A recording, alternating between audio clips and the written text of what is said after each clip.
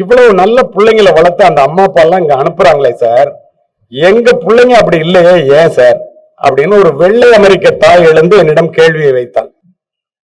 நான் சொன்னேன், எங்க பெற்றோர்களை பத்தி நீங்க இப்படி சொல்றீங்களம்மா, நான் அதை அங்க போய் சொல்றேன்னு சொல்லும் போது ஆர்ட் ஆஃப் பேரண்டிங், பிள்ளை வளர்ப்பு பற்றி தமிழக தாய்மார்களிடம் நான் பயிற்சி எடுத்துக்கொள்ள வேண்டும் என்று விரும்புகிறேன் அப்படின்னு அமெரிக்கால இருக்கிற ஒரு பெண்மணி சொன்னாங்க.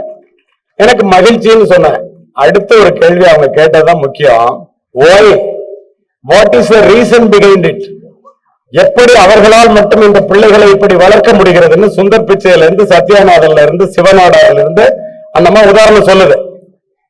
இதுக்கு என்ன காரணம் சார்னு என்ன கேட்டுச்சு.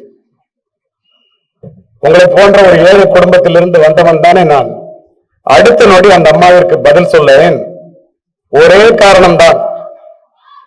உலகத்திலேயே தனக்காக சொத்து சேர்க்காத அப்பாவும் தனக்காக சமைக்காத அம்மாவும் இந்தியாவை தவிர எந்த நாட்டிலும் இல்லை.